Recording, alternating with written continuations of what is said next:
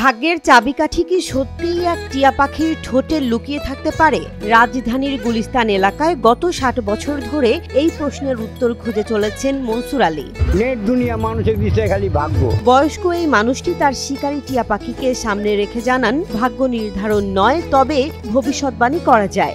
ভাগ্য যদি আমি দিতে পারতাম, পাখি দিতে পারতো, তাহলে আমি কিন্তু ফুটপাতের বসতাম না। আমার কাছে যদি ভাগ্য থাকতো তাহলে আমার ইনকাম বেশি হতো। মাঠে ময়দানে, খেলাধুলার আসরে কিংবা বিয়ের অনুষ্ঠানে ডাক পড়ে তার। কখনো কখনো কেউ খুশি হয়ে ৩০ থেকে ৩৫,০০০ টাকাও উপহার দেন তাকে। সম্মানী হিসাবে আমার ১০-২০,০০০ টাকা দেন, আমি খুশি হয়ে নিব। বিশ্বকাপ ফুটবলের সময়ও মনসুর আলী নিয়ে গিয়েছিলেন তার পাখি। দর্শনার্থীরা তখন চেয়েছিলেন কে জিতবে। পাখির ঠোঁট থেকে যখন নির্দিষ্ট দলের ভবিষ্যৎবাণী বের হলো, হইচই পড়ে যায় মাঠ জুড়ে। আমি বিভিন্ন খেলাধুলায়, বিভিন্ন ইউটিউব, ফেসবুকে বর্তমান আমি ভাইরালের মধ্যেই আছি। মনসুর আলী বলেন, এটাকে ভাগ্য নির্ধারণ বলা ঠিক হবে না। আমরা মানুষকে বিনোদন দেই। আমার টিয়া পাখিকে ছেড়ে দিলে সামনে থাকা চিঠিগুলোর মধ্য থেকে সে তুলে নেবে একটি, তাতেই লেখা থাকবে ভবিষ্যতের গল্প।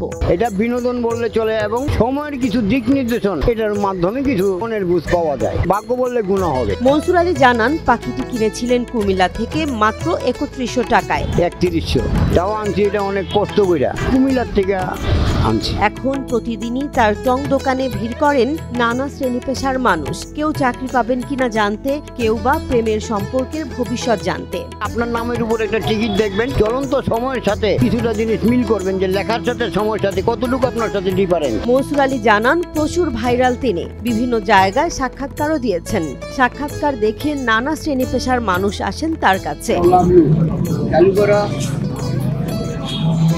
পরোপকারী বন্ধু, পরের বিপদে ঝাঁপাইয়া পড়ে নিজের বিপদে কাউকে পান না। বন্ধু বান্ধবের উপর নির্ভর করো না, আল্লাহর উপর পূর্ণ আস্থা রাখো, তিনি তোমার আশা পূর্ণ করবেন, নামাজটা আদায় করবেন। এক টিয়া পাখির ঠোঁট আর কিছু চিরকুটে এখন ভবিষ্যতের ফুটপাতে ভেসে ওঠে মানুষের হাসি, কান্না, আশা নিরাশার গল্প।